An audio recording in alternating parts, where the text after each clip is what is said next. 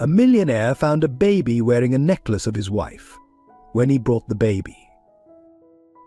The church bells of Chicago tolled midnight on Christmas Eve, their solemn chimes muffled by the heavy snowfall. Alexander Blackwood, his Italian wool coat dusted with white flakes, hurried through the empty streets, eager to surprise his wife Sophie with his early return.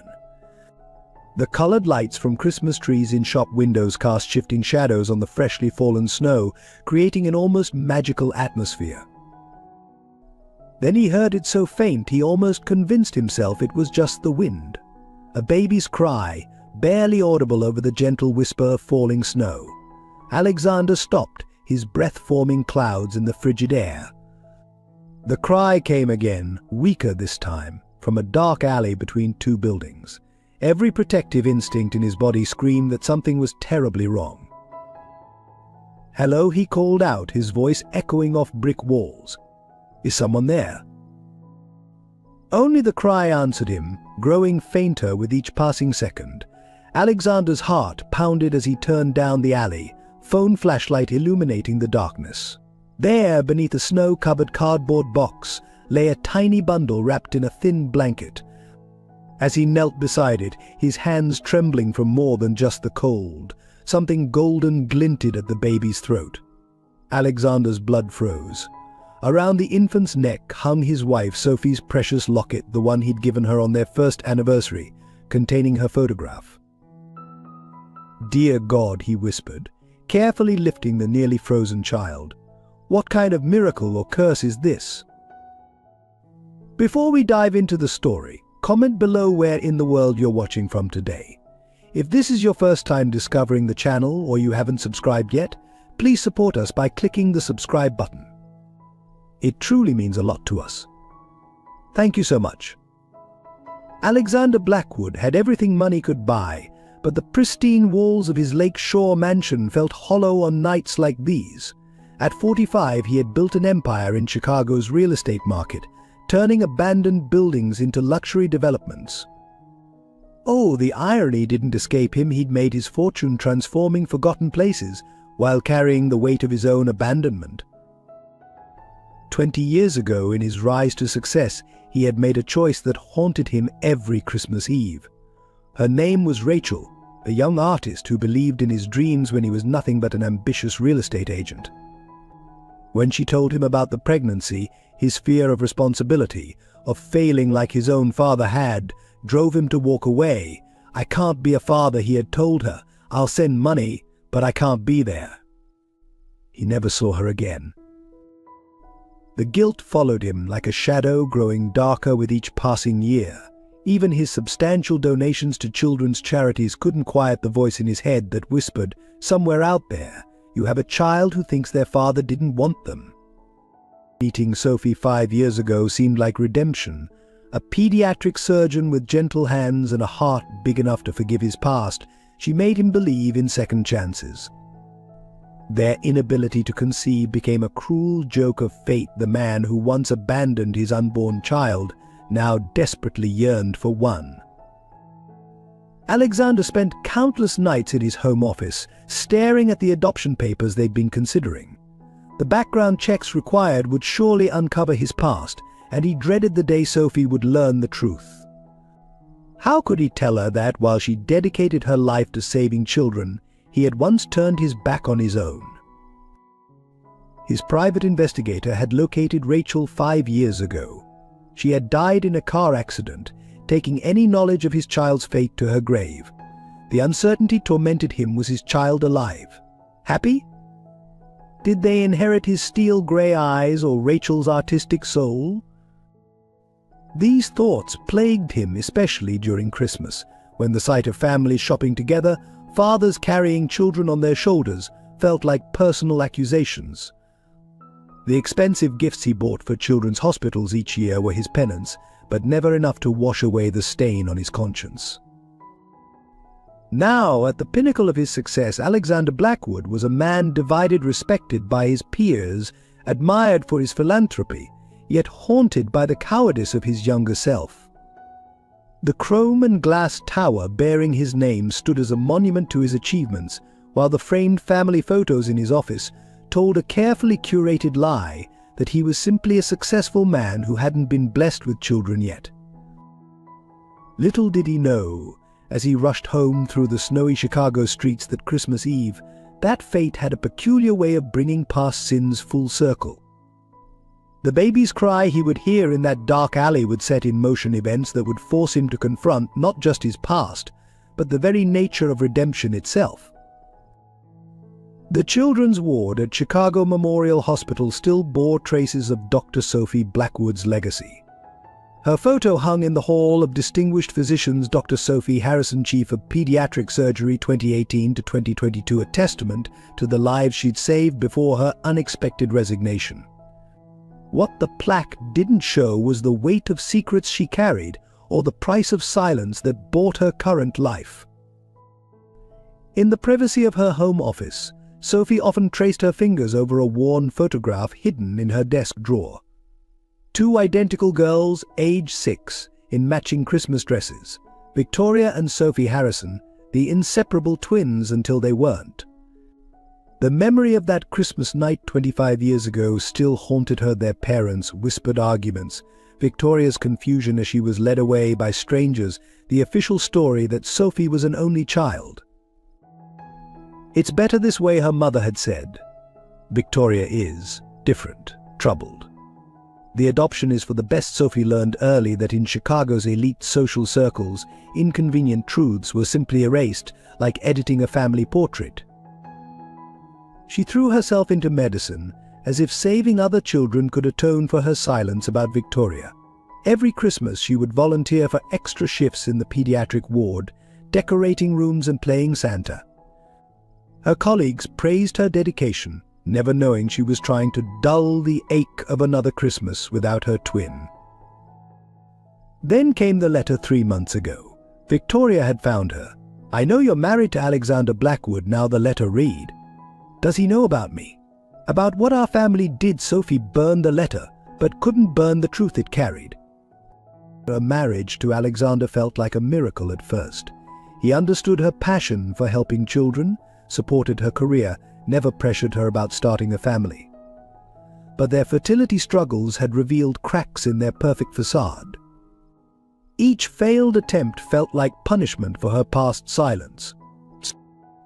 What tormented Sophie most was her recent discovery Victoria had become a prominent child rights activist, fighting against family separation. The irony was unbearable. While Sophie lived in luxury, the sister she'd let be taken away was battling the very system that had torn them apart. She'd kept tabs on Victoria through social media, watching her sister's transformation from troubled teen to fierce advocate. The recent news of Victoria's breakdown after a particularly traumatic case involving twins had sent Sophie into a spiral of guilt.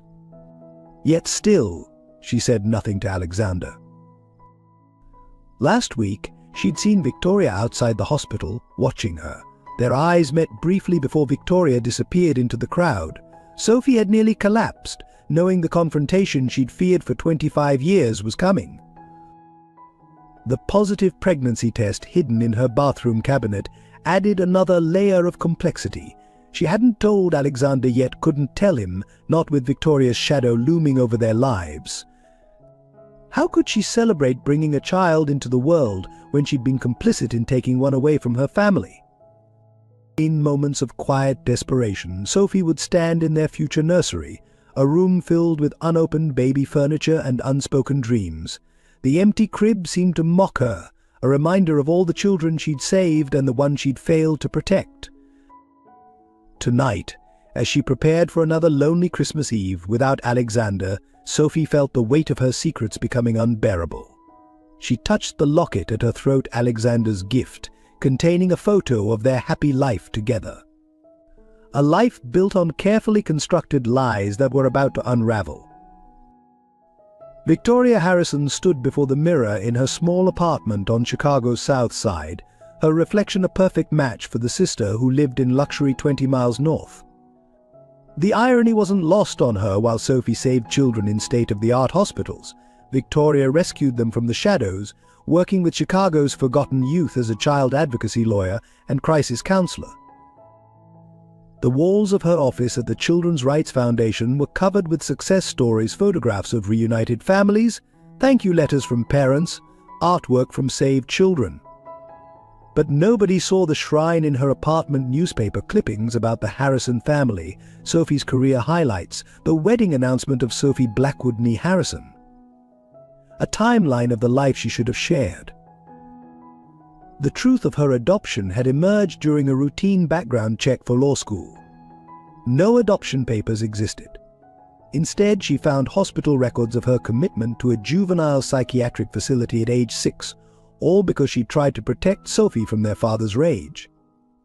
The troubled child label had stuck, giving their parents the perfect excuse to erase her from their perfect family narrative. 3 months ago, Victoria had faced her most challenging case, teenage twins separated by the system. Something in her broke that day. She'd gone home, pulled out the ultrasound photo she kept hidden in her desk, and finally confronted the deeper wound she'd been running from. Last spring, she'd been attacked walking home from a late-night custody hearing. The pregnancy that resulted became both her deepest shame and greatest hope. For 7 months, she'd protected her unborn child, believing she could overcome her trauma through motherhood. But when her son was born on a cold November night, the face that looked back at her was her attacker's. In a moment of despair, she'd left him at a church, pinning Sophie's photo to his blanket, a final, desperate cry for help from the sister who'd once promised to always protect her. Immediate regret drove her back to the church an hour later, but her baby was gone. The police dismissed her a single woman with a history of mental health issues, no proof of birth, no witnesses. Her anguish turned to fury when her private investigator reported the truth: her son was now in Sophie's care, her perfect sister once again taking what should have been hers. Victoria's work had shown her the ugly truth about family separation, how the privileged could discard children who didn't fit their narrative, how money and influence could rewrite history. She'd spent years fighting this system, never telling her colleagues that she was a product of it herself. The breakdown they whispered about wasn't a breakdown at all. It was awakening. Years of therapy had taught her to recognize that her troubled childhood was really a child's response to family trauma. Her activism wasn't just a career, it was a mission to prevent what happened to her from happening to others. Tonight, watching the snow fall outside her window, Victoria toyed with the medallion she'd worn since childhood, the only proof she had of her true identity. Inside was a faded photo of 2 identical 6-year-old girls in Christmas dresses, taken the day before her world shattered.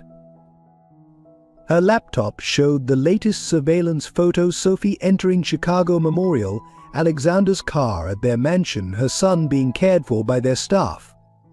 The Harrison family had erased her once. The Blackwoods wouldn't get the chance to do it again. A text message lit up her phone: all arrangements made for tonight. Team in position. Victoria closed her eyes, touching the ultrasound photo one last time. "I'm coming for you," she whispered, both to the baby and to the sister who'd betrayed her. "This Christmas we'll all face the truth." The flashing red and green lights from storefronts caught in the crystalline snowflakes, creating halos of color in the darkness. Alexander knelt in the alley, his expensive cashmere coat soaking up dirty slush, cradling the nearly frozen infant. The baby's skin felt like ice against his fingers as he frantically wrapped his scarf around the tiny body. "Hold on, little one," he whispered, his voice cracking. "Please hold on." The locket around the baby's neck seemed to burn against his palm, Sophie's photograph inside haunting him with questions he couldn't begin to process. The last time he'd seen this locket, it had been around his wife's neck at breakfast 3 days ago. His hands trembled as he tried to warm the baby, memories of Rachel and his abandoned past threatening to overwhelm him. A group of carolers passed by the alley's entrance, their voices carrying the gentle strains of Silent Night. The juxtaposition of their peaceful hymn against this scene of desperation made Alexander's chest tighten. 20 years ago, he'd walked away from his own child. Now, fate had literally placed an abandoned baby in his arms. The infant's cry grew weaker, barely a whimper now. Alexander pulled out his phone, thumb hovering over 911. One call would bring help, would be the right thing to do. But something about the locket, about the deliberate placement of this child where he would find it, made him hesitate. "Dear God," he prayed, "for the first time in decades, give me a sign. What am I supposed to do?" As if in answer, the baby's eyes fluttered open, revealing eyes so startlingly like his own that Alexander nearly dropped the phone. Grey eyes with that same distinctive gold fleck he saw in the mirror every morning. Eyes that seemed to hold all the accusations of his past. A police siren wailed in the distance. Alexander made his decision, tucking the baby inside his coat. "I failed one child," he whispered. "I won't fail another." He stepped out of the alley into the swirling snow, flagging down a passing taxi. "Chicago Memorial," he ordered, then looked down at the bundle against his chest. "Hold on, little one. Whatever game fate is playing, whatever connection you have to Sophie, I swear I'll protect you this time." The taxi's headlights cut through the thickening snow, passing brightly lit homes where families celebrated Christmas Eve together. Alexander saw his reflection in the window, a successful man in an expensive coat, cradling a foundling like something from a Dickens novel. The irony wasn't lost on him. The baby stirred weakly, tiny fingers gripping his shirt. Alexander felt tears freeze on his cheeks as he remembered another Christmas Eve, another baby he'd never held. "I'm here," he whispered, not sure if he was speaking to the child in his arms or the one he'd abandoned 2 decades ago. "This time I'm here." The Blackwood mansion's Christmas lights cast an ethereal glow across the snow-covered lawn as Alexander's taxi approached. Through the frost-etched windows, he could see the massive Christmas tree in their foyer, its lights twinkling like stars. The baby had grown quiet against his chest, breathing shallow but steady. "Sophie," he called out as he entered, his voice echoing through the marble foyer. "Sophie, I need you down here now." The sound of heels on hardwood answered him. Sophie appeared at the top of the stairs, elegant in a black cocktail dress, presumably for the hospital's Christmas gala. The color drained from her face as her eyes fixed on the bundle in Alexander's arms. "No," she whispered, gripping the banister. "It's not possible." Alexander watched his wife's reaction carefully. There was something in her expression beyond mere shock. Was it recognition? "Fear? Sophie, I found him in an alley. He's wearing your locket." Sophie's hand flew to her throat where the locket should have been. She hadn't even noticed it missing, having been too preoccupied with her own secrets these past days. Her legs seemed to give way as she descended the stairs. "Let me see him," she said, her doctor's instincts apparently overriding whatever had caused her initial reaction. Her hands trembled as she took the baby, but her medical assessment was swift and professional. "He's hypothermic. We need to warm him gradually." Mrs. Jensen, she called to their housekeeper. "Bring warm blankets and prepare some lukewarm water." Alexander watched his wife work, noting how she deliberately avoided looking at the locket. "Sophie, how did your necklace end up around his neck?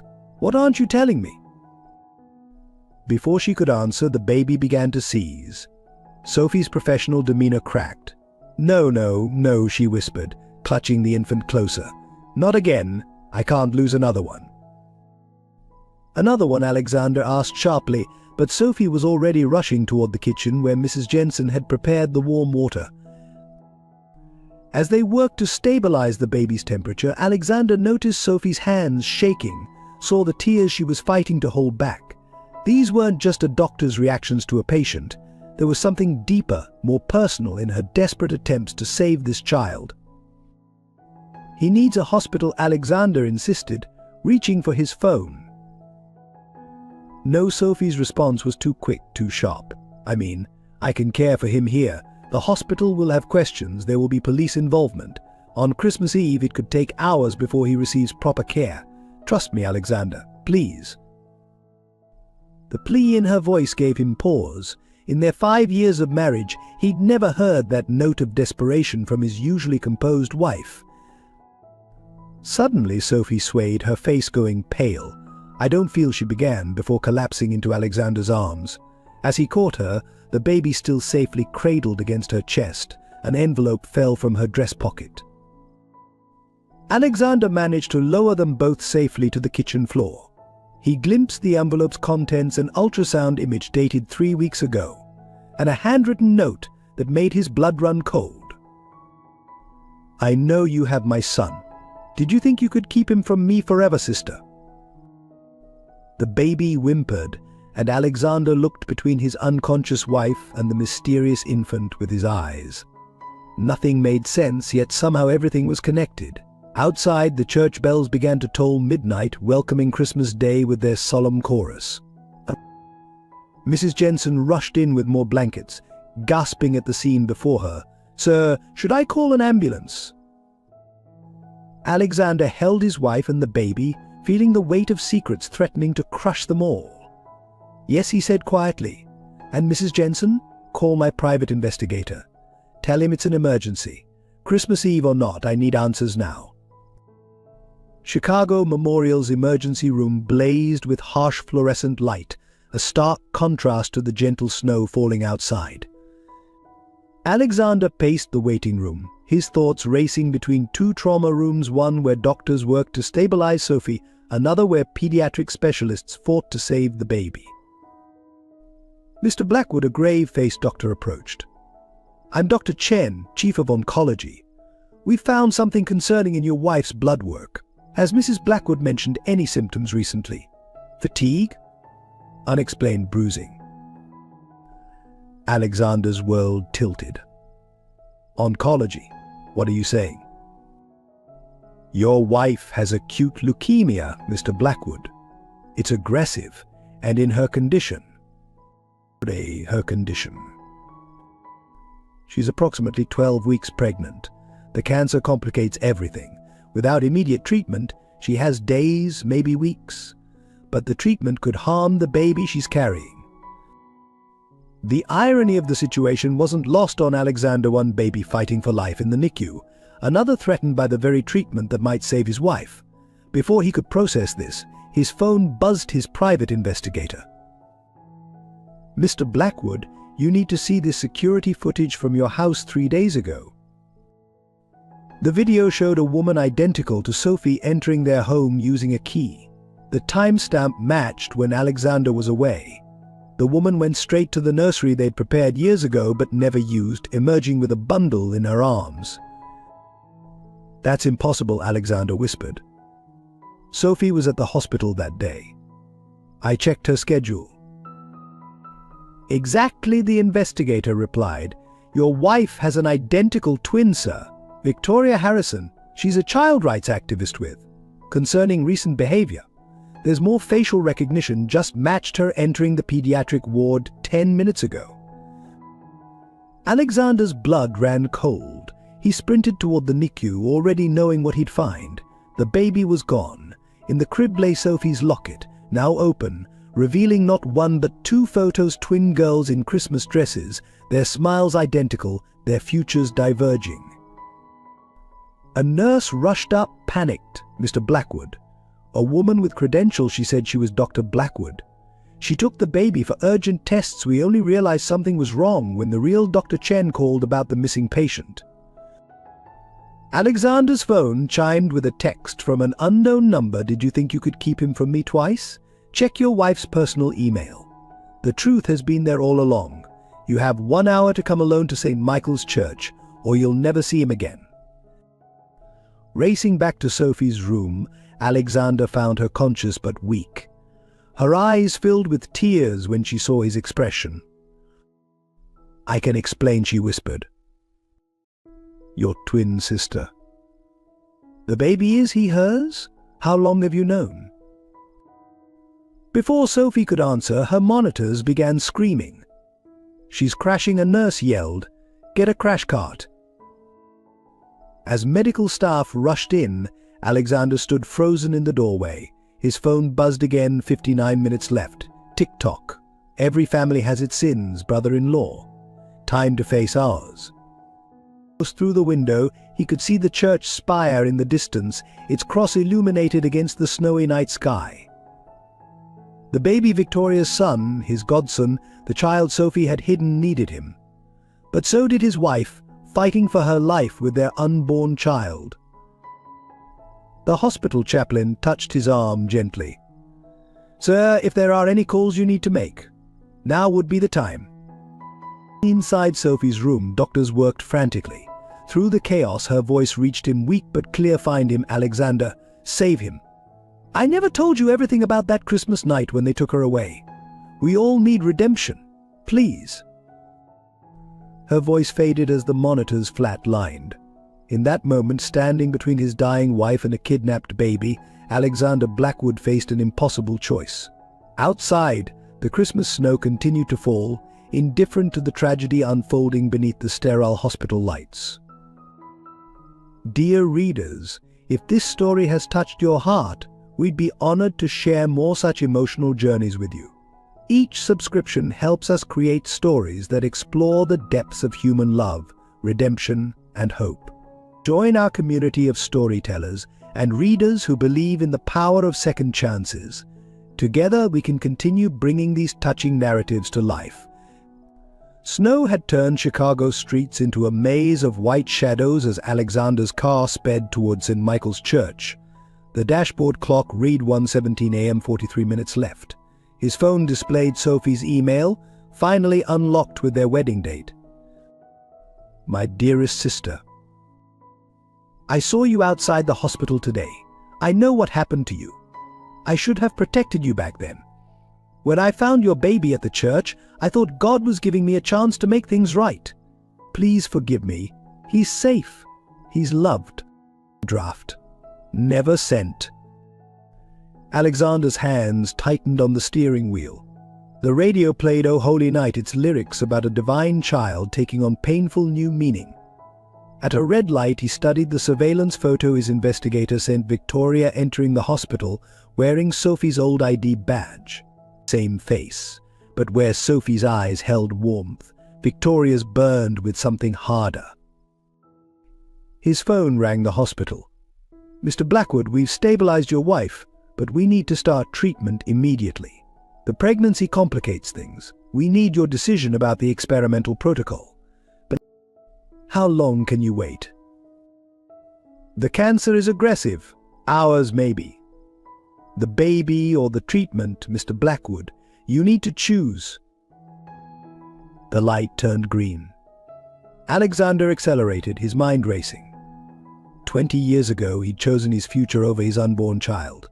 Now fate was demanding another impossible choice. St. Michael's loomed ahead, its Gothic spires disappearing into the snowy darkness. A lone figure stood on the steps, not Victoria, but an elderly priest. "She said you'd come," the priest said quietly. "I've known Victoria since she started volunteering at our youth shelter. What happened to her? It broke something in her soul." "What do you mean?" "She was attacked in our parking lot, helping a teenage runaway. 9 months ago, the priest's eyes were heavy with guilt. I found her afterward. She made me promise not to call police. Said no one would believe the troubled Harrison twin anyway." Alexander felt sick. "The baby?" "She brought him here last month. Said she couldn't look at him without seeing. But when she came back an hour later, he was gone. Then last week, she saw a photo in a charity newsletter, her son at a hospital event, in Sophie Blackwood's arms." Oh, a text lit up Alexander's phone. "Time's running out. The abandoned Carson Street orphanage. Come alone. No police, or you'll never see any of us again." "She's not well," the priest warned. "The attack, losing her baby, finding him with her sister, it was too much. She needs help, not handcuffs." Alexander's phone buzzed again. The hospital. Sophie was asking for him. The experimental treatment couldn't wait. "Sometimes," the priest said softly, "God gives us impossible choices to teach us about mercy." Snow swirled around them as Alexander made his decision. The dashboard clock blinked 1:34 a.m. In the distance, Christmas lights twinkled indifferently, marking homes where families slept peacefully, unaware of the drama unfolding in their city's shadows. Father Alexander said, "Finally, I need you to go to Chicago Memorial. Tell my wife, tell her I understand now. About choices, about mercy." He turned toward Carson Street, where his investigator reported a light in an abandoned orphanage window. Behind him, church bells began tolling, marking the hour, counting down the time until all their fates would be decided. The rhythmic beep of hospital monitors punctuated Sophie's consciousness as memories flooded back. Through her morphine haze, past and present blurred together, each heartbeat bringing another fragment of the truth she'd tried so desperately to bury. Beep. November 15th, midnight. Standing in St. Michael's Church, finding Victoria's baby beneath the statue of Madonna and Child. The infant's grey eyes, so like Alexander's, seemed to bore into her soul. Victoria's journal had fallen from the blankets. "My precious son, forgive me. Every time I look at you, I see him the monster who hurt me. But your Aunt Sophie, she'll love you. She'll give you the family I can't." Beep. Age 6, Christmas Eve. Victoria screaming as men in white coats dragged her away. "Sophie, don't let them take me. You promised to protect me," but Sophie had stood frozen, clutching her new doll, as her parents erased her twin from their perfect life. Beep. Mrs. Blackwood, Dr. Chen's voice cut through the memories. "We need to discuss your options. The experimental treatment." "My baby," Sophie whispered. "The one Victoria took. He needs a family." "Mrs. Blackwood, we're talking about your pregnancy. The chemotherapy will terminate." "You don't understand," Sophie interrupted, tears streaming down her face. "I stole her child. I kept him, pretended I was just fostering him through the hospital program. Even Alexander didn't know. I thought I could save everyone this time." Beep. 3 days ago, Victoria standing in her hospital office, identical faces reflected in the window. "You took my son, just like they took me." "I was protecting him." "Like you protected me? By staying silent?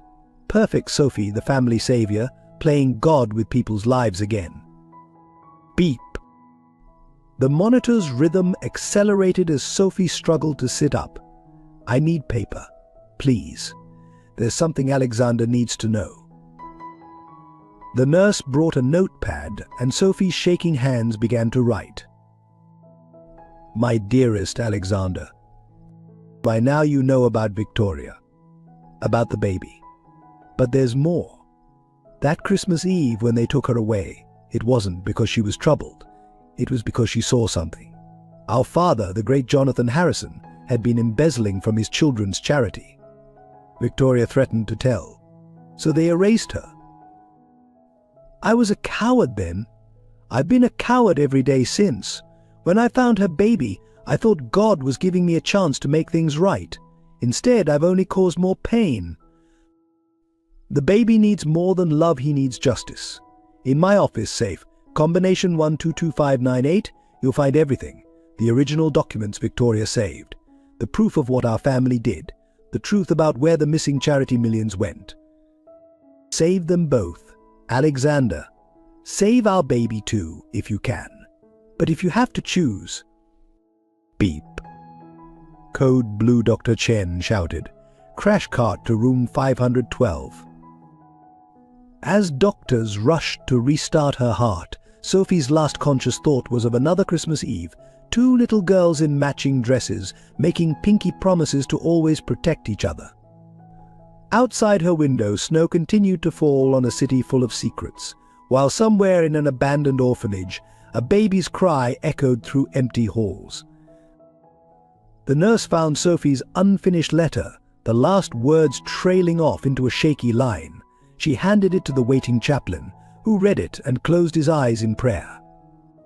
In that moment, 25 years of carefully constructed lies began to unravel, spinning out into the snowy Chicago night like a thread pulling apart a sweater one tug, and the whole thing falls apart. The abandoned Carson Street orphanage loomed against the snowy sky like a Gothic nightmare, its broken windows reflecting Christmas lights from distant homes. Alexander found the side door unlocked, his footsteps echoing through dark corridors still decorated with faded children's drawings. "Welcome to where they send the unwanted ones," Victoria's voice echoed from above. "Fitting place for a family reunion, isn't it?" She stood at the top of the grand staircase, Sophie's stolen ID badge glinting at her throat. In her arms, the baby slept peacefully, wrapped in what Alexander recognized as Sophie's prized cashmere shawl. "You look just like her," Alexander said softly. "But you carry yourself differently, like someone who's been fighting their whole life." Observant Victoria descended slowly. "Did my perfect sister finally tell you the truth? About what happened that Christmas? About what she saw and did nothing?" The baby stirred, and Victoria's hard expression softened momentarily. Her hand trembled as she smoothed his hair, a gesture so like Sophie's that Alexander's chest tightened. "I was going to do it right this time," Victoria's voice cracked. "Be a proper mother. But when I saw his eyes, his father's eyes, I couldn't. I thought leaving him with Sophie was the answer. She always gets everything right, doesn't she? But then I saw her parading him at that hospital charity event, playing mother with my child." Victoria Alexander stepped forward. "Sophie's dying. The cancer." "Cancer," Victoria faltered. "No, you're lying. She can't be." "She's pregnant too. The treatment that could save her would kill the baby. She's refusing it, Victoria, still trying to protect everyone else first." Victoria's laugh was bitter. Even now, she has to be the saint, the martyr. "Did she tell you what our father did to those charity funds? How many children suffered while he built his empire? I tried to stop it. So they locked me away, labeled me unstable. And Sophie? She watched it happen." The baby began to cry. Victoria swayed, her composure cracking. "I hear him crying every night in my dreams. My son, I thought I was protecting him from my darkness. But I just abandoned him, like they abandoned me, like Sophie abandoned me." "It's not too late," Alexander said quietly. "For any of us. I know about second chances, Victoria. About the weight of choices we can't take back." He pulled out his phone, showing her the hospital security feed, Sophie in her bed, machines keeping her alive, her hand protectively over her pregnant belly. "But she kept every article about you," Alexander continued. "Every achievement, the children you've saved, the families you've reunited. She was a coward then, yes, but she's been trying to become worthy of being your sister ever since." Victoria's legs seemed to give way. She sank onto the stairs, clutching the baby. "I wanted her to suffer, to know what it feels like to lose everything. But not like this, not." Suddenly the baby seized in her arms, his tiny body rigid. "No," Victoria cried. "Please, not him too." "He needs a hospital." Alexander rushed forward. "Victoria, please, let me help you both."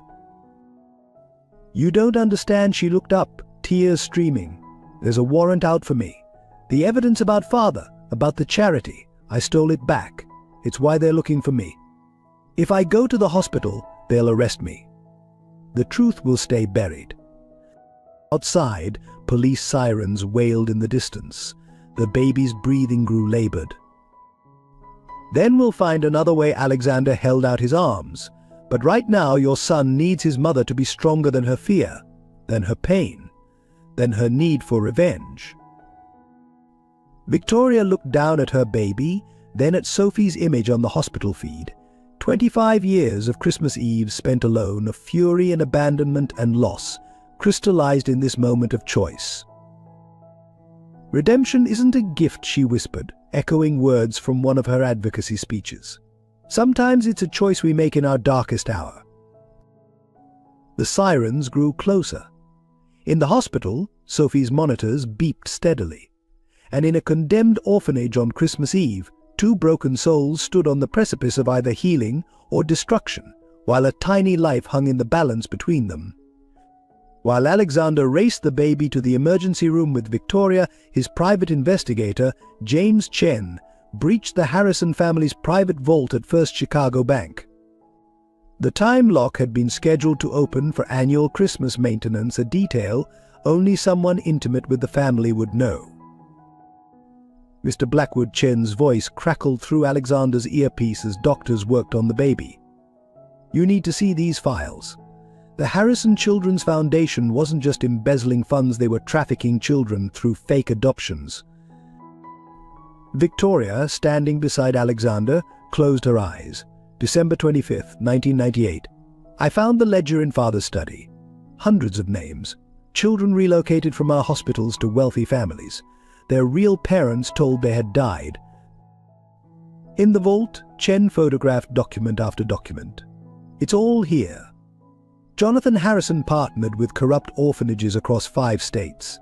They targeted immigrant families, single mothers, anyone vulnerable. The foundation claimed to be helping them access medical care. But they were stealing their children, Victoria finished. "When I threatened to expose it, Father didn't just commit me, he erased every record of my existence.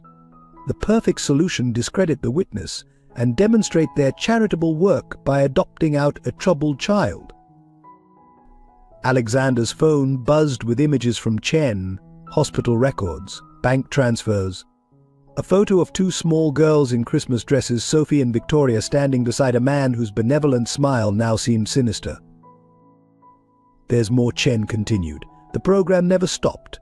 The Harrison Foundation is still doing it. There's a shipment guard, they actually call it, that's scheduled for tonight. Christmas Eve adoptions are their specialty. More money from desperate families hoping for a Christmas miracle." Victoria's hands clenched. "The church. That's why I was attacked. I was getting too close to their current operation.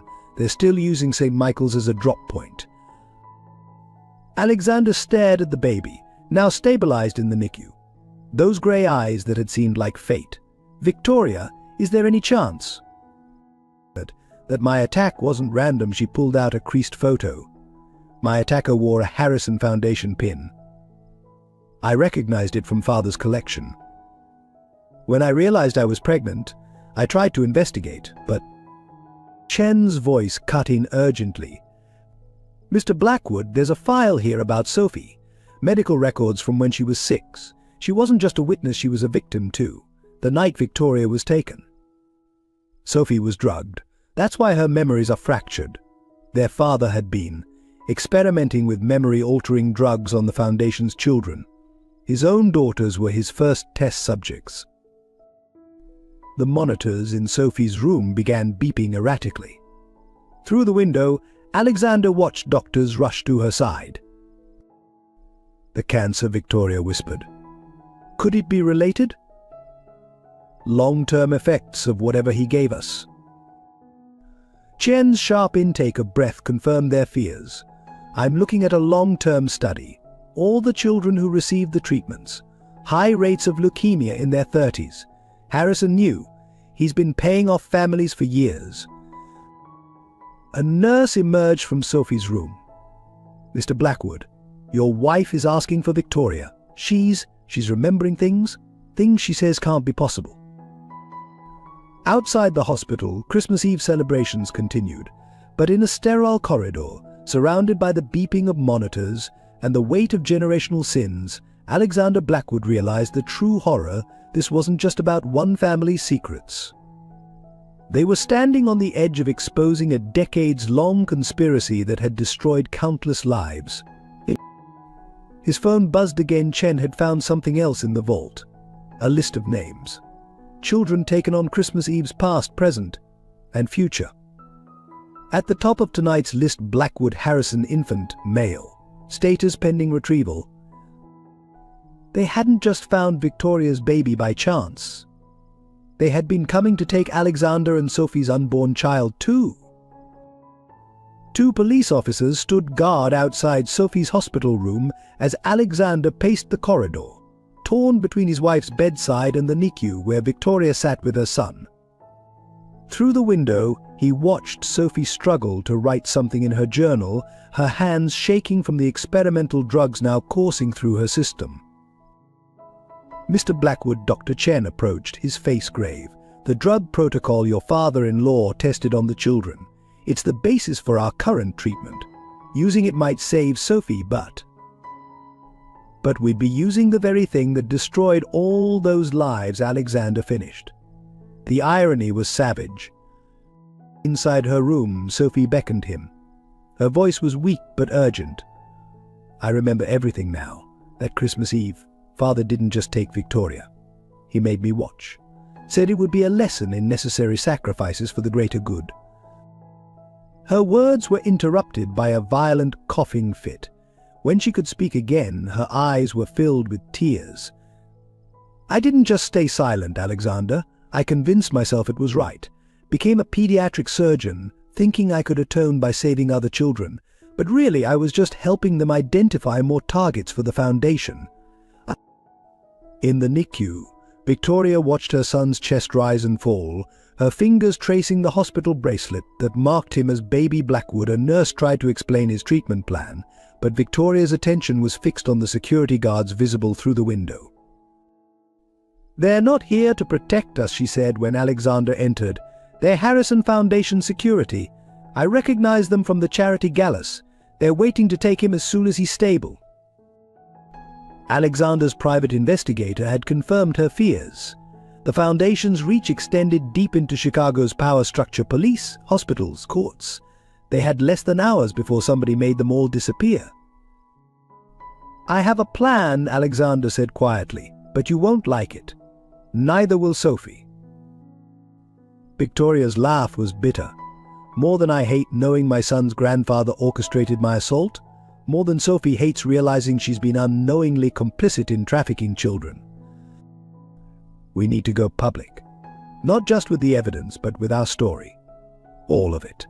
The experiments, the trafficking, what they did to you both. Sophie's current condition, your assault, the babies, everything. They'll destroy us, Victoria whispered. The Foundation's lawyers will be powerless against a live-stream Christmas Day confession from both Harrison daughters.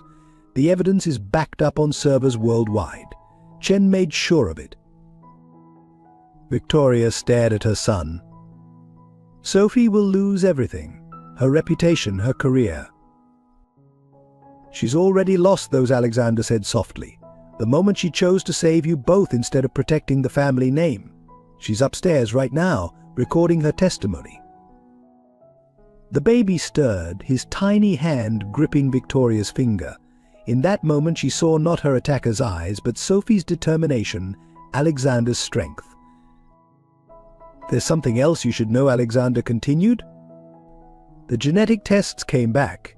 Your attacker, he was Jonathan Harrison's illegitimate son, your half-brother. He's been working for the Foundation, helping identify suitable candidates for their program. Your assault wasn't random. It was punishment for getting too close to the truth. Victoria's face went pale. So my baby, Sophie's baby, are both Harrison heirs. The Foundation wasn't coming to take them. They were coming to protect the bloodline, to continue the experiments. Down the hall, Sophie's monitors began screaming again. As medical staff rushed past, Victoria made her decision. Get me a laptop. If I'm going to destroy my father's legacy, I want to do it while looking into his grandchild's eyes. Let him see exactly what his necessary sacrifices created. Alexander reached for his phone, but Victoria caught his arm. Wait. There's one thing Sophie doesn't know, something I found in Father's files, about Rachel. Alexander's heart stopped. Rachel. Your Rachel, the girlfriend you left. The Foundation didn't just track their victims, Alexander, they tracked potential threats. Rachel's pregnancy, her accident. None of it was random. The weight of 20 years of guilt transformed into horror as Victoria continued. Your child didn't die in that accident. The Foundation took them, and according to these records, they're here in Chicago, working for the very system that stole them. Through the NICU window, a young nurse walked past, one with Alexander's grey eyes. Time seemed to freeze in the sterile hospital corridor as Alexander stared through the NICU window at the young nurse Hannah Mitchell. According to her badge, his own grey eyes reflected back at him. 23 years old, the exact age his child would be. "She's been here 3 months," Victoria said softly. "Transferred from the Harrison Foundation's private medical center. They've been watching Sophie all along, waiting for her pregnancy. Your daughter was placed here to monitor her own stepmother." Before Alexander could process this, alarms blared throughout the hospital. Code Black, security breach, all personnel to emergency stations. Chen's voice crackled through their earpieces. "They're making their move. Harrison Foundation strike teams entering through the service entrance. They're here for both babies and to silence everyone who knows." And through the security feeds on his phone, Alexander watched black-clad figures moving efficiently through the hospital's lower levels. Leading them was a man whose face hit him like a physical blow, an older version of himself. Rachel's brother Marcus, the Foundation's head of security. "Hello, brother-in-law," Marcus's voice cut through their earpieces. "Did Victoria share the happy family news? Though I suppose Uncle is more accurate now, considering Hannah's parentage. Don't worry, we'll make this quick. The Foundation is very good at making people disappear on Christmas Eve. Just ask Rachel." In Sophie's room, monitors screamed as her condition deteriorated. The experimental treatment was failing. Through the glass, Alexander watched his wife struggle to finish recording her testimony, even as doctors rushed around her. "The babies are the priority," Sophie's voice came weakly through his earpiece. "Hannah, too. Save our children, Alexander. All of them." Victoria clutched her son closer, eyes darting between exits. "We're trapped. They control all the exits, have people in the hospital administration. Even if we expose everything now." "It won't matter," Hannah's voice made them both turn. She stood in the NICU doorway, tears streaming down her face. "I heard everything. I've known for months something was wrong with my assignments here, but I never imagined."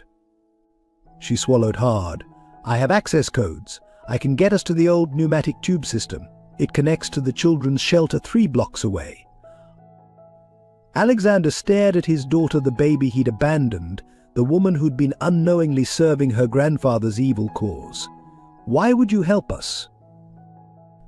"Because I've spent my life wondering why my mother died trying to expose the Harrison Foundation. Now I know." And she met Alexander's eyes. "I've spent 23 Christmas Eves wondering why my father left us. I'd like to hear that story someday, if we survive." The elevator dinged. Marcus and his team were getting closer. "Sophie's testimony is uploading," Chen reported. "But the Foundation is flooding the internet with disinformation. We need something more, something they can't bury." Hannah's hand went to her neck, pulling out a locket identical to Sophie's. "Mom's last message, the proof she died trying to expose. I always wear it, never knowing." She pulled out a micro SD card. "Everything's here. 23 years of evidence. Let's make it count." Suddenly the lights went out. Emergency generators hummed as Marcus's voice echoed through the darkness. "One last chance, Alexander. The Foundation can be very generous. Think of Hannah. We can be a family. The right kind of family." Through the darkness, Alexander heard Sophie's voice, weaker now. "Sometimes family is what you choose. Sometimes love means burning everything down to build something true." As if in answer, smoke began filling the corridor. The Foundation wasn't just coming to take them. They were going to burn the evidence and anyone connected to it. Hannah grabbed Victoria's arm. "The tubes. Now. But someone has to stay to upload Mom's evidence. Keep them busy." Alexander looked at his daughter, seeing Rachel's determination in her face. Then at Victoria, holding her son Sophie's nephew, Hannah's cousin, all of them bound by blood and betrayal, and maybe, just maybe, the chance for redemption. The smoke grew thicker. Sophie's monitors wailed. Marcus's men got closer. and in the dark hospital corridor on Christmas Eve, the time for choices had run out. Smoke painted apocalyptic shadows on the hospital walls as Alexander faced Marcus across the NICU, Hannah's locket clutched in his fist. Through the windows, Christmas lights still twinkled on distant buildings, so really festive against the growing inferno. You know what's funny? Marcus's smile was eerily reminiscent of Jonathan Harrison's. Rachel begged for you at the end. Even after we staged her accident, she believed you'd come save her. Such faith in a man who abandoned his own child. Hannah stood rigid beside Alexander, her grey eyes, his eyes bright with unshed tears. You killed my mother, your own sister. I protected the family legacy. Marcus adjusted his foundation pin. Like I'm doing now. The Harrison bloodline is special. The experiments prove that. Why do you think the foundation only takes certain children? We're creating something greater. Through their earpieces, they heard Victoria's quiet voice from the pneumatic tube control room. Evidence uploading. Chen, are you receiving? 50% uploaded. Keep them talking. The smoke thickened. In the distance, Sophie's monitors still beeped their desperate rhythm. You want to talk legacy? Alexander stepped forward. Let's talk about a man who experiments on his own daughters. Who has his son assault his daughter to continue his twisted breeding program? Who turns brothers against sisters, fathers against children? Progress requires sacrifice. Marcus's hand moved to his weapon. Jonathan Harrison understood that. Some bloodlines are meant to rule, others to serve. Your daughter there? She carries the superior genes. Your new baby, a perfect combination. Even Victoria's boy, a pure Harrison, despite the unfortunate circumstances of his conception. Hannah's voice shook the nurse training program. All those young mothers recruited from foster care. All carrying Harrison blood. Generations of careful selection. Marcus smiled. Did you never wonder why you were drawn to pediatrics? Why Sophie dedicated herself to children? The experiments enhanced certain instincts. Or smoke poured in. The Foundation's team was systematically burning every record, every piece of evidence. Upload at 70%, Chen reported. But the smoke's reaching critical levels. Sophie's voice, barely audible. Alexander. The baby can't breathe. Through the haze, Alexander saw the impossible choice before him. Hannah's evidence could destroy the Foundation, but the smoke would kill Sophie and their unborn child before it finished uploading. Victoria and her son were safely hidden, but for how long? Time to choose. Brother-in-law Marcus raised his weapon. Family or justice? Isn't that the choice you made with Rachel? Choose right this time and Hannah can know her father. Your new child can grow up in privilege, not persecution.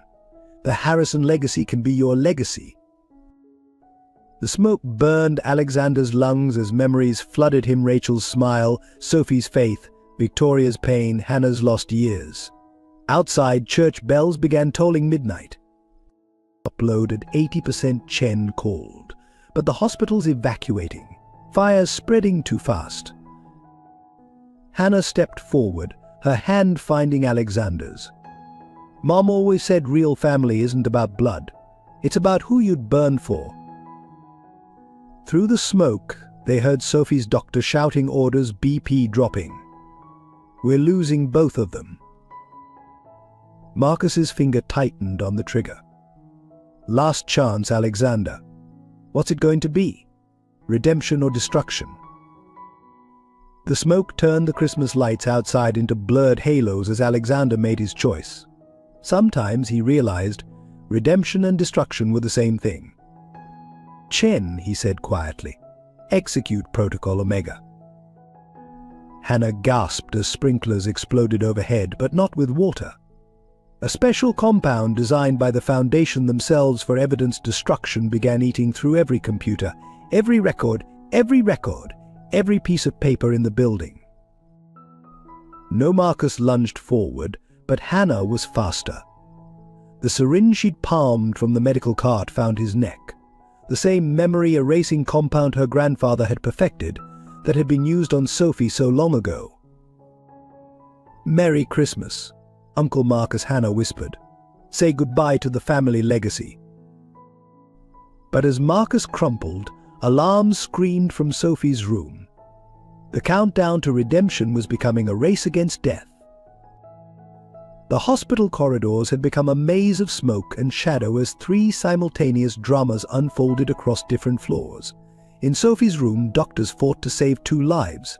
In the sealed evidence room, Victoria raced to protect 2 decades of truth. And in the NICU, Alexander and Hannah faced an army of Foundation operatives, with Marcus's unconscious body at their feet. Sophie's crashing Dr. Chen's voice crackled through their earpieces. "The baby's in distress. We need to deliver now or lose them both." Through the security feeds, they watched Victoria barricaded in the records room, cradling her son while uploading Hannah's evidence. Foundation teams were cutting through the door. "I can't get them all out," Hannah's voice broke as she calculated distances and survival odds. Mom's evidence or Sophie's baby? The NICU babies or Victoria? We don't have time for everyone. Alexander touched the locket at Hannah's throat, then the one from Sophie that had started everything. 2 identical pieces of a shattered family. Yes, we do.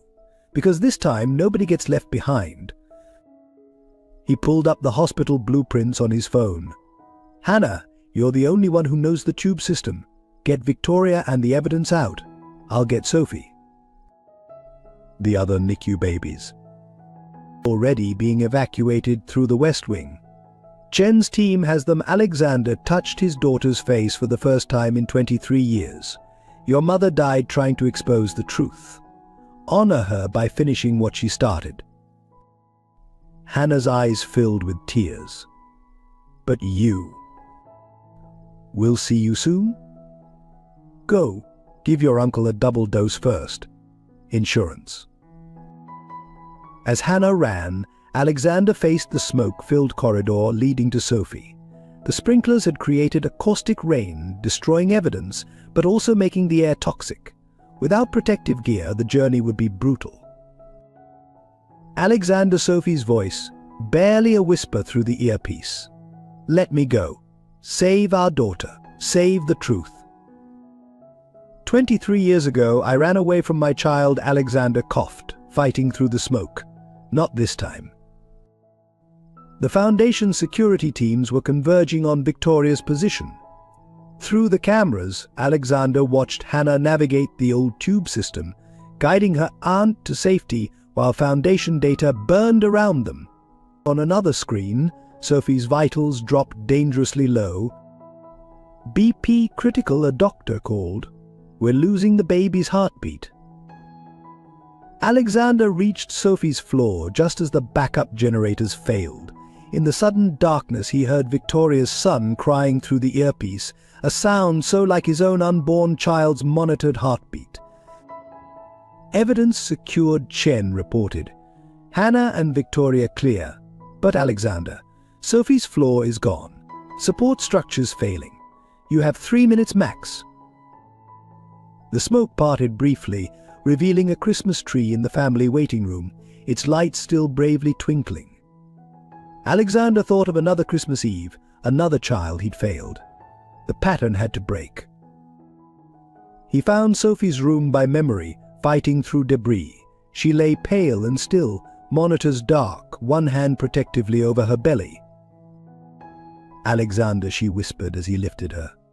"The baby is a fighter, like their sister, like their cousin, like their mother who kept fighting for truth even when it hurt." The floor groaned beneath them. Through his earpiece, he heard Hannah coordinating with emergency services, Victoria soothing her son, Chen directing resources. A family coming together, born not from Harrison's twisted experiments but from choice. From love. Pray.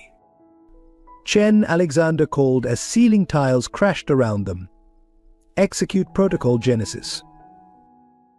Across Chicago, every Harrison Foundation computer received a Christmas message: full confession, complete records, decades of crimes, their legacy of darkness exposed in the season of light. Sophie stirred in his arms. The other babies. Victoria. Safe, all of them. Hannah saved them. Our daughter saved them. Hannah Sophie's eyes flickered. You found. She found us. Now hold on. One more miracle to go. The floor gave way as Alexander reached the emergency exit. Below, flames consumed the Harrison legacy. Above, through smoke and toxic rain, dawn's first light broke over Chicago's skyline. Christmas morning had arrived, and with it, the chance for redemption. Chicago Memorial's emergency wing erupted into controlled chaos as multiple trauma teams converged. Sophie was rushed to emergency surgery, her unborn child's heartbeat fading. Victoria's son, exposed to the toxic smoke, fought for breath in pediatric ECU. And through it all, Hannah moved between departments, her medical training and newfound family loyalty warring within her. BP dropping, fetal distress critical, the surgical team called. We need to deliver now. Alexander watched through the observation window, his hands pressed against the glass. The caustic rain from the sprinklers had burned his skin, but he barely noticed. Next to him, Victoria clutched her phone, streaming the worldwide explosion of Harrison Foundation exposures. It's over, she whispered. Every office, every facility. 27 countries, all their secrets, exposed on Christmas morning. Hannah rushed in, still in her smoke-stained scrubs. Mom's final evidence was the key. She'd gathered DNA profiles proving the breeding program. Hundreds of children, all carrying enhanced Harrison genes. All placed in positions of power. Through the surgical window, they watched Sophie's body arch as doctors fought to save 2 lives. The Christmas morning sun cast long shadows through the window, turning the operating room into a tableau of life and death. The Foundation's children, Victoria's voice shook. What happens to them? They're being contacted now. Hannah checked her tablet. Support services, counseling, full disclosure of their heritage. Chen's team is coordinating with international authorities. The Harrison legacy ends with truth, not secrets. Suddenly, alarms screamed from the operating room. Maternal hemorrhage. Baby's oxygen dropping.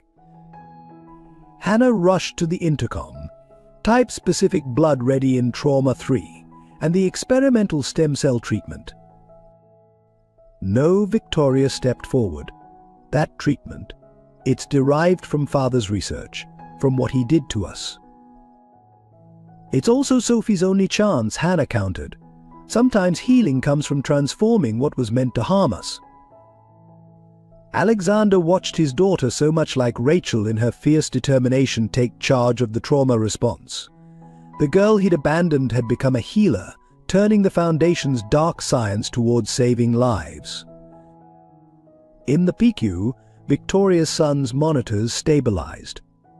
Through the hospital's network, they watched as more Foundation facilities were secured, more children discovered their true heritage, more families reunited.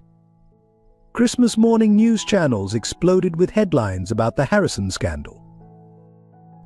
Alexander Sophie's weak voice through the surgical intercom. If you have to choose. No more choosing, he replied firmly. No more sacrificing one child for another. We save everyone or none at all. Hannah prepared the experimental treatment, her hands steady. This could save them both or kill them both. The same treatment that enhanced the Harrison bloodline. Could be its redemption, Victoria finished. Do it. As dawn broke over Chicago, Sophie's monitors stabilized. A baby's first cry pierced the tension, followed by impossible news from the PICU. Victoria's son's genetic damage was healing, his enhanced Harrison genes actually fighting off the toxins. A Christmas miracle, Hannah whispered, tears streaming. Or maybe just good genes finally used for healing instead of harm.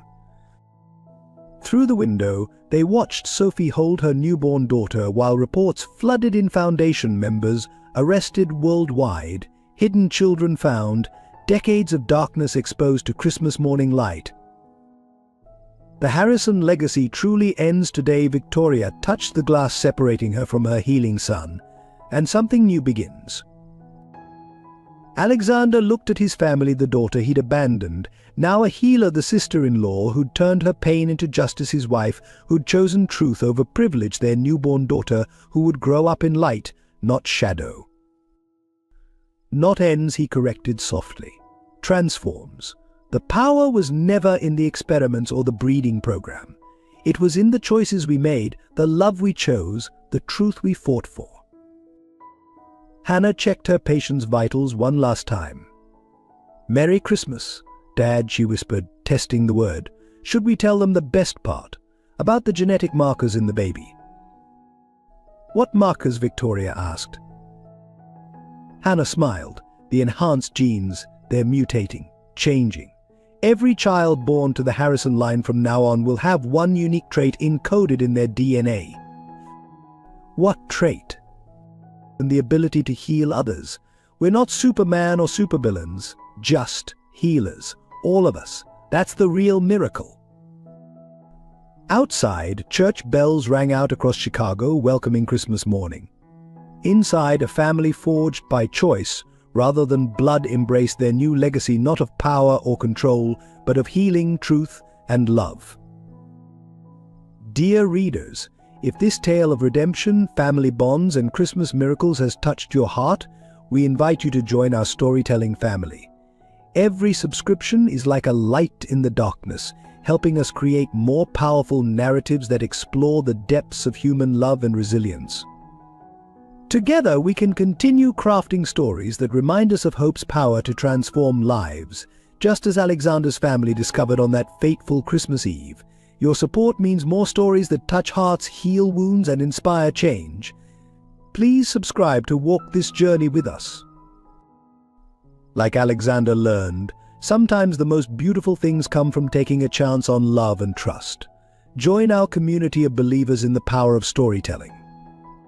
The victory's price became clear in the days following Christmas. Sophie lay in intensive care, her body ravaged by both cancer and the experimental treatment that saved her.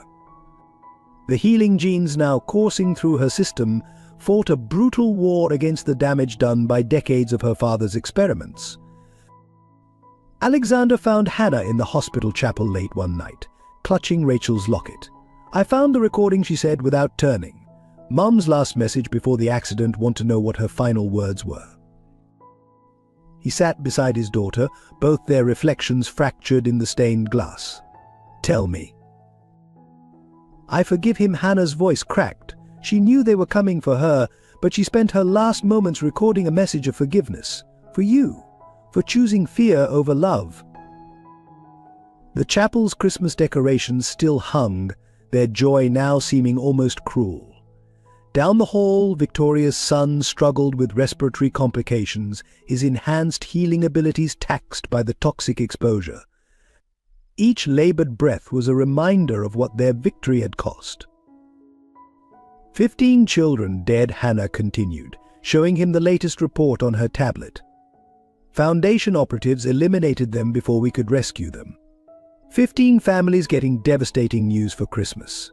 That's the price of our truth. The hospital TV played constant coverage of the scandal. Alexander watched the Harrison name become synonymous with evil. Sophie's prestigious medical career was over. No hospital would risk association with the scandal. Her life's work helping children, destroyed by exposing the truth about who had really been hurting them. In the NICU, Victoria stood vigil over her son, refusing to leave even as her own health deteriorated. The assault, the pregnancy, the trauma, her body was finally collapsing under the weight of it all. The healing genes could repair physical damage, but the emotional scars ran deeper. "I keep seeing their faces," she whispered when Alexander brought her coffee. "All those children in Father's files. The ones we couldn't save. The ones we couldn't save. The ones who died never knowing why they were special. Why they were cursed. How many more out there? How many did we miss?" The Foundation's fall had created a vacuum. Other organizations were already moving to fill it, some with equally dark intentions. The enhanced children they'd saved would need lifetime protection. No normal life would ever be possible for them. Chen's daily reports grew grimmer. Foundation loyalists were retaliating. 3 whistleblowers dead. 2 witness protection facilities compromised. The truth had been exposed, but truth, they were learning, could be as destructive as secrets. In Sophie's room, the Christmas tree she'd insisted on keeping shed needles onto the sterile floor. She was awake now, but changed. The recovered memories haunted her nights. Her screams would echo through the hospital wing, a respected surgeon reduced to a terrified 6-year-old watching her sister being taken away. Was it worth it, she asked Alexander during one lucid moment. Saving everyone but destroying their chance at normal life. Our daughter will never know peace. Victoria's son will always be hunted. Hannah can never practice medicine openly again. Alexander had no answer. He watched his newfound family pay the price for his redemption, for their collective choice to expose the truth.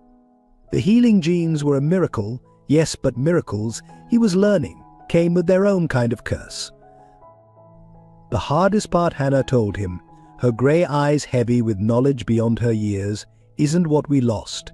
It's knowing that even with all our power to heal, some wounds will never mend. Some costs can't be repaid. Outside the hospital, Christmas decorations came down. The season of miracles ended, leaving them to face the harsh reality of what their victory had really cost. The first month of the new year brought relentless snow to Chicago, burying the city in white silence. In Sophie's private room at the rehabilitation center, the television played endless coverage of the Harrison Foundation fallout. Another suicide a prominent judge discovered to be part of the breeding program had shot himself in front of his children. "Turn it off," Sophie whispered, unable to look at the screen. Her once precise surgeon's hands shook as she tried to hold her newborn daughter. The healing genes were saving her life, but they couldn't restore what the treatments had taken. Her motor control, damaged by the experimental protocols, meant she would never operate again. 30 years of surgical experience, she told Alexander one grey morning. Thousands of children saved. Was that all tainted? Every child I treated, was I unknowingly screening them for the program?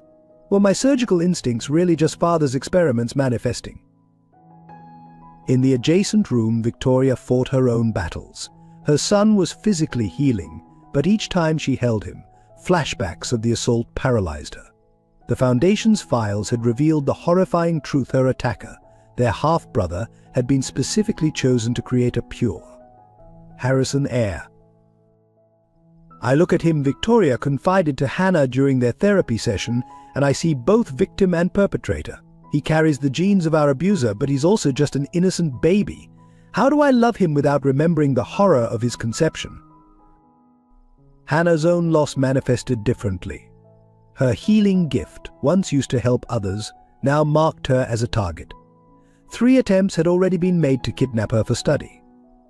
Her promising medical career evaporated as hospitals, fearing liability, refused to employ anyone connected to the Harrison scandal.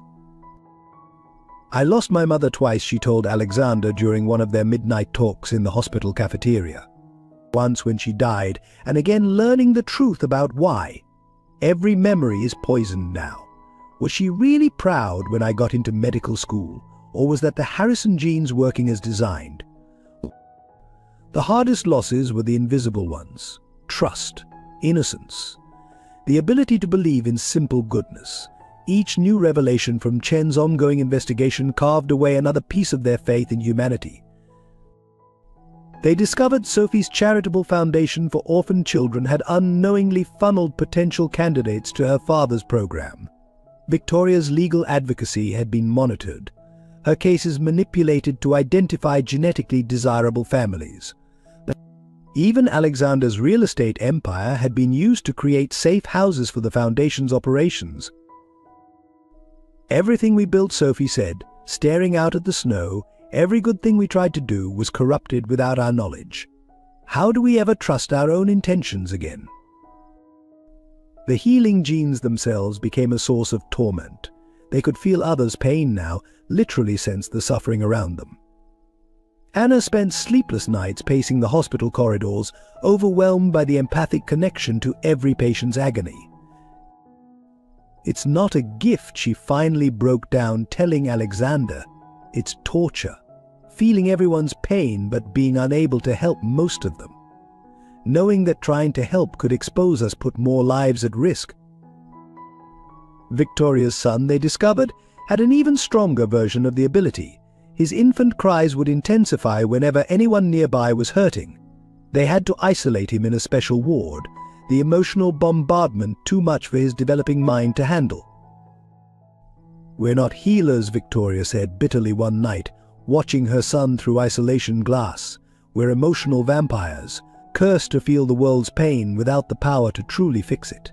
Father didn't create miracles, he created beautifully wrapped torture devices." The deepest loss was their sense of purpose. Everything they'd believed about their lives, their choices, their achievements, their very identities was now suspect.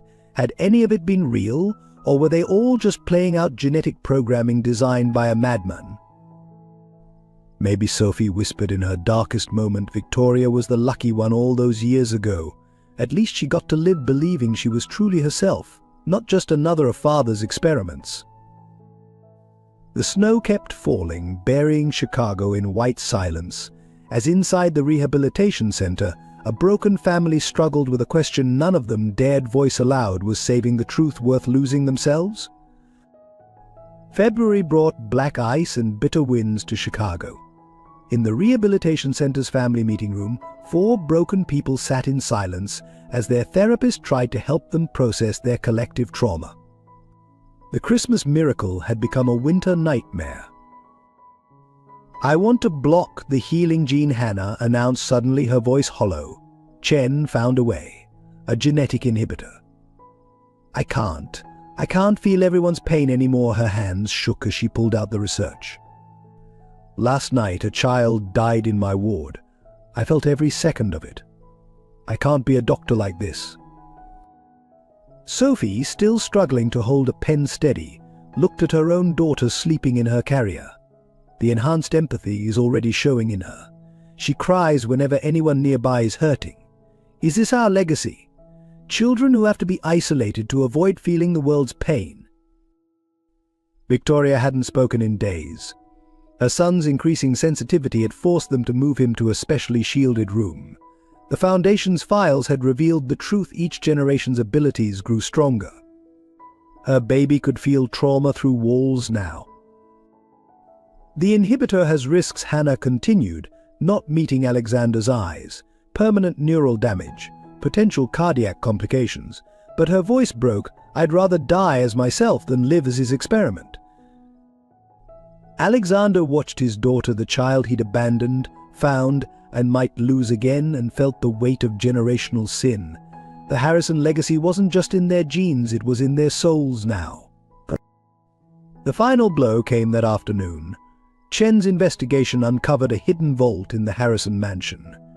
Inside, they found Jonathan Harrison's personal journals. The truth was worse than they'd imagined. "It wasn't just experiments," Victoria read, her voice dead. "He designed us, deliberately bred for specific traits. Sophie's surgical gift, my legal mind, Hannah's medical intuition, none of it was ours. We're not even people, we're products." Sophie collapsed into Alexander's arms, her body racked with sobs. "My whole life, every child I saved, it was all just programming, is programming." The therapist tried to intervene, but how do you counsel people discovering they're designed rather than born? How do you find meaning when your very essence is revealed as artificial?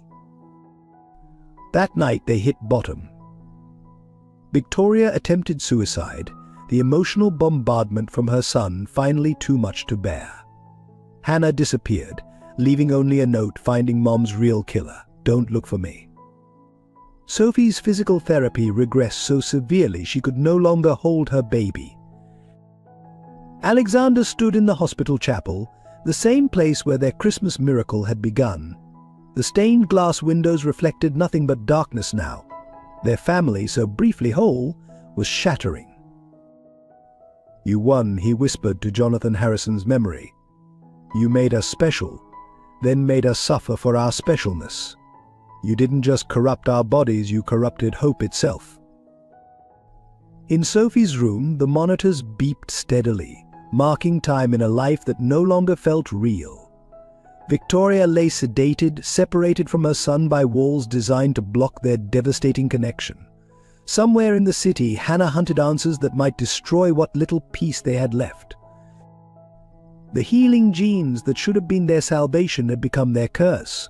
Every moment of joy was tainted by feeling others' sorrow.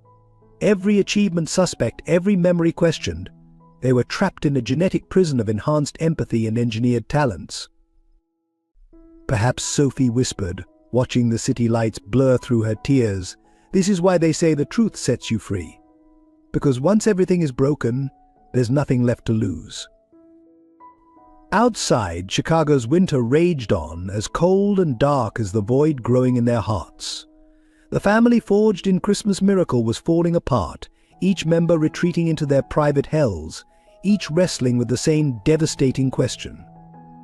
Hannah's message arrived at midnight. "Dad, St. Anthony's Church. Now, found Rachel's killer." But that's not the real story.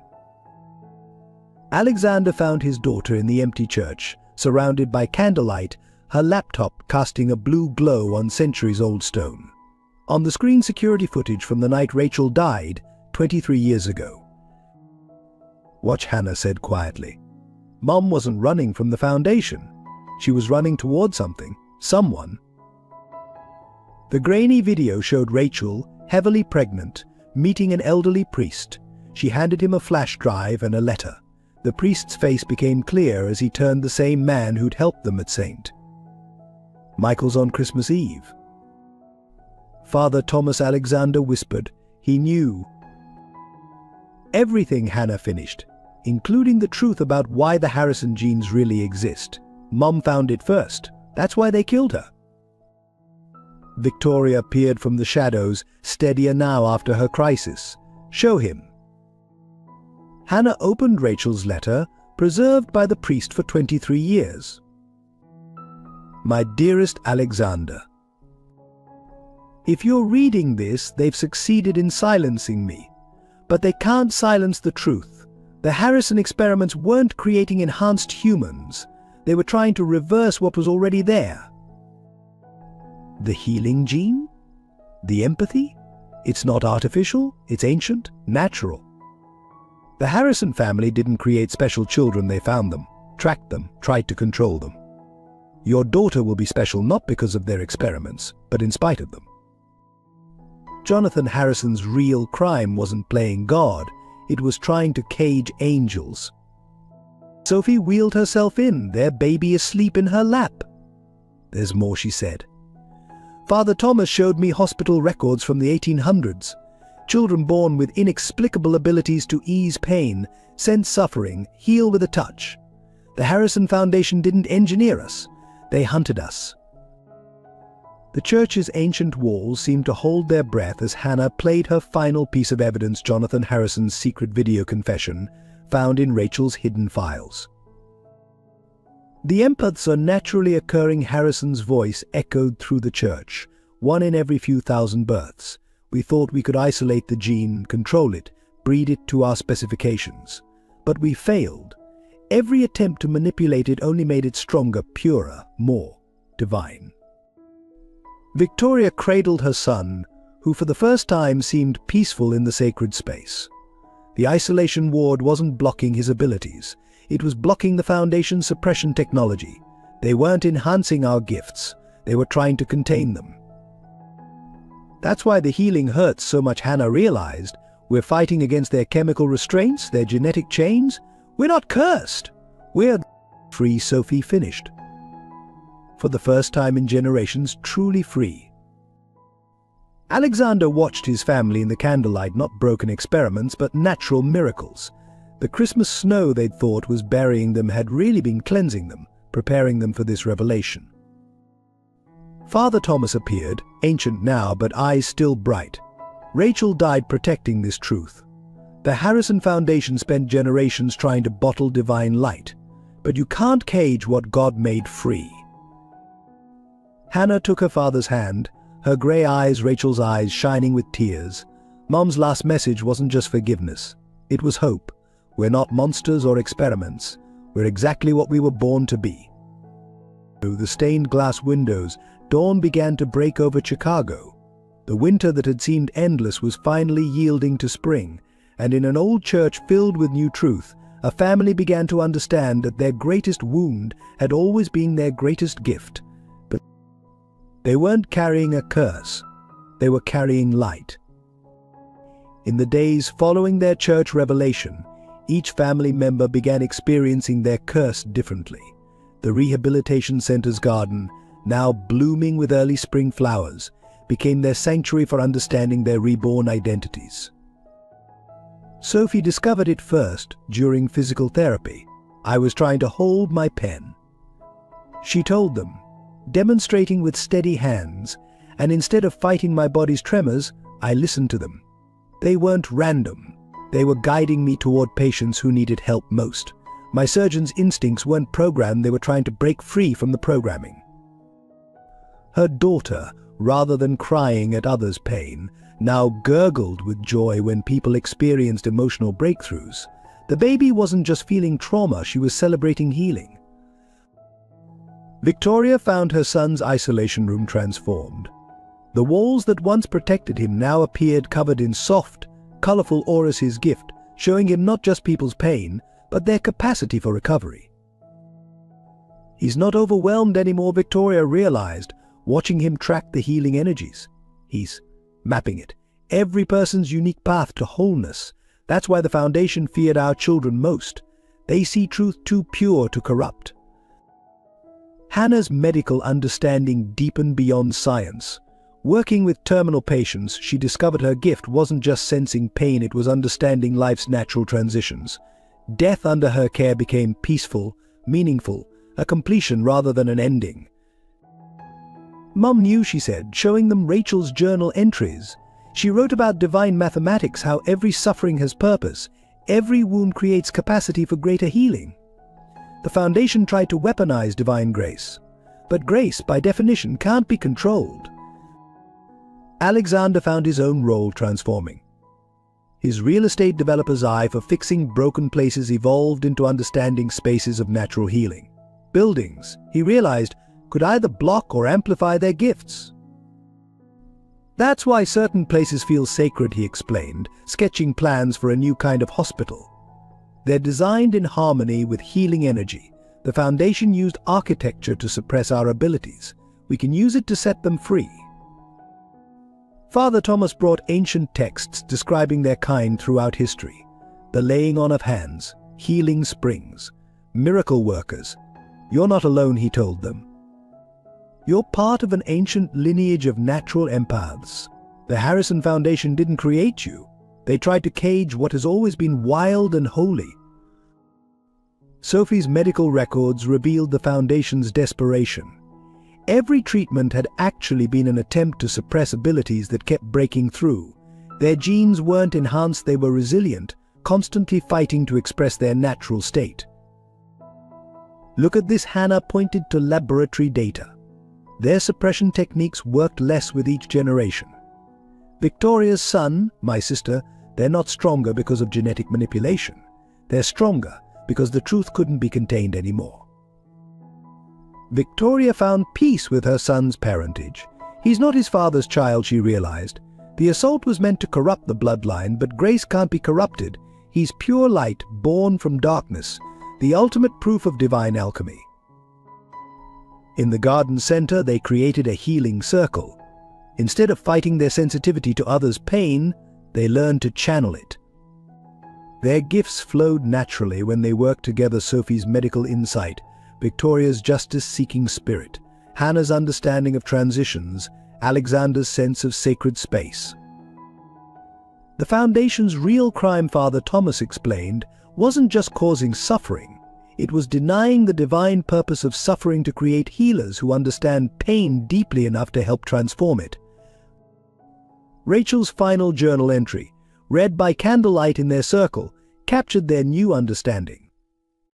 to my daughter and all who carry this gift. You are not mistakes or experiments. You are rememberers of an ancient truth, that humanity's capacity to feel pain is matched by its capacity to heal it. Your sensitivity is not weakness. It is light refusing to be dimmed. Trust the holy ache that guides you. It was never meant to be controlled, only honored, shared, and set free. The spring breeze carried cherry blossoms through their circle as they sat together, no longer broken but breaking free, understanding at last that their greatest wound had always been their truest gift. They were never meant to be perfect. They were meant to be healers. Beautifully, humanly, divinely broken healers. Spring rain fell softly outside Marcus Harrison's prison cell as Alexander and Hannah sat across from him, separated by glass. The former Foundation enforcer had aged decades in months, his face hollowed by the weight of recovered memories. "The inhibitor drugs," he said quietly, "they're wearing off. I can feel everything now. Every person I hurt, every family I destroyed. It's unbearable." Hannah placed her hand against the glass. "That's why we're here, Uncle Marcus. Not to punish you more, but because your pain is part of our healing." In the hospital wing, Sophie and Victoria faced their father for the first time. Jonathan Harrison, once powerful, now lay dying as his own experiments consumed him. His enhanced genes, suppressed for decades, were destroying his body as they broke free. "I thought I was protecting humanity," he whispered, "controlling a power too dangerous to be free. But I was wrong. The divine can't be caged. I didn't make you special. I only hurt what was already sacred." Victoria held her son, letting her father see his grandson's pure, uncorrupted gift. The baby's presence filled the room with gentle light, showing not just pain but the possibility of healing. "I forgive you," Victoria said, surprising herself, "not because you deserve it, but because carrying hatred hurts my son. He feels everything, Father. Teaching him to heal means healing ourselves." In the hospital garden, Hannah found Rachel's final resting place. She knelt in the wet grass, planting spring flowers as Alexander watched. "Mum's gift was the strongest," she said. "She could feel the light in people even through their darkness. That's why she forgave you before she died. She saw past your fear to your capacity for love." The Foundation's victims began coming forward not for revenge, but for healing. Children born with natural gifts, adults discovering their suppressed abilities, families carrying generations of unexplained empathy. Their healing circle grew. Marcus agreed to testify, his awakened empathy compelling truth. The Foundation didn't just hurt empathy, he explained. They hurt humanity's natural capacity for connection. Every person has a spark of this gift. We tried to control it in some by suppressing it in everyone. Jonathan Harrison's deathbed confession brought deeper understanding. His own father had been a natural healer, driven mad by uncontrolled empathy. Fear of that madness had driven generations of Harrisons to seek control rather than acceptance. The greatest violence, Father Thomas told them, was convincing divine healers that they were broken. True forgiveness isn't forgetting the harm. It's reclaiming the light that the darkness couldn't dim. Sophie found she could forgive herself for staying silent about Victoria. Her daughter helped her understand the scared 6-year-old had been as much a victim as her sister. Both needed healing, not blame. Alexander's real estate empire transformed into healing spaces. The abandoned buildings he once developed became sanctuaries where natural empaths could safely explore their gifts. Marcus, from his prison cell, helped identify Foundation properties to convert. But Victoria's legal work shifted from prosecution to restoration. She created programs helping Foundation victims reconnect with their natural abilities, turning trauma into wisdom.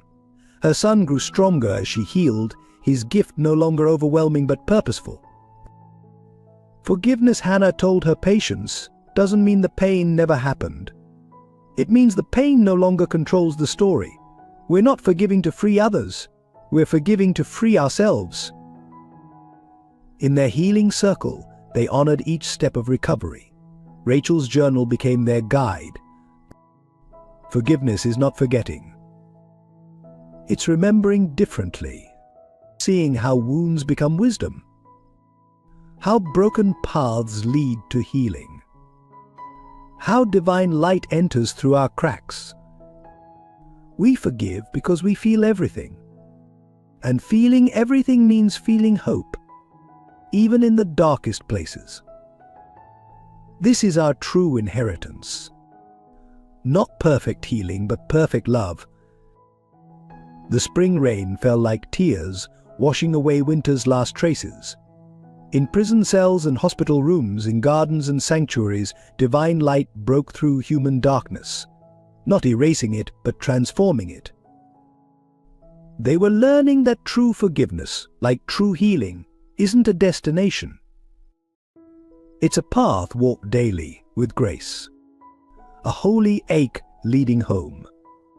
And in that holy moment, on another Christmas Eve, they understood at last. The greatest miracle was not what they could do, but what love could do through them.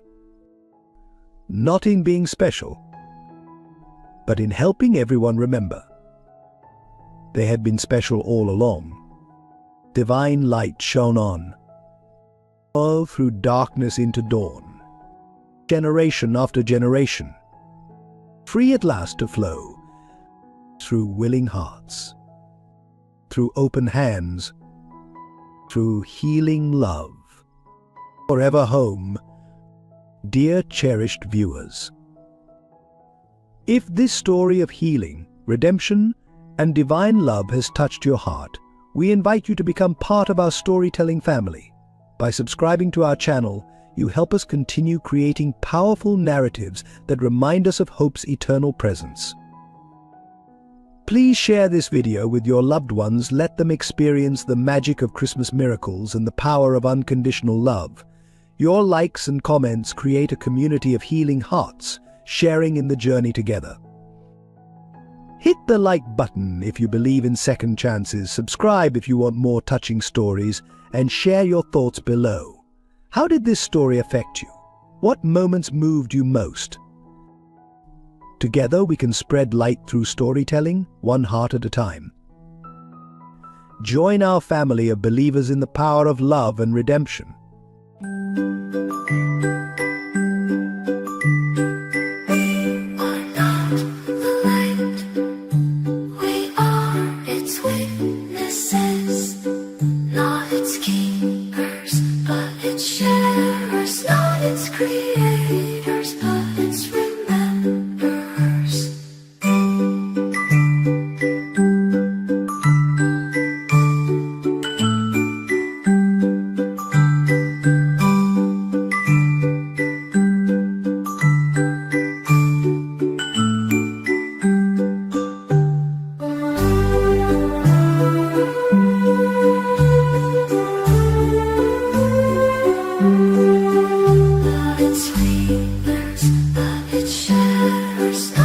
Creators, but it's rememberers.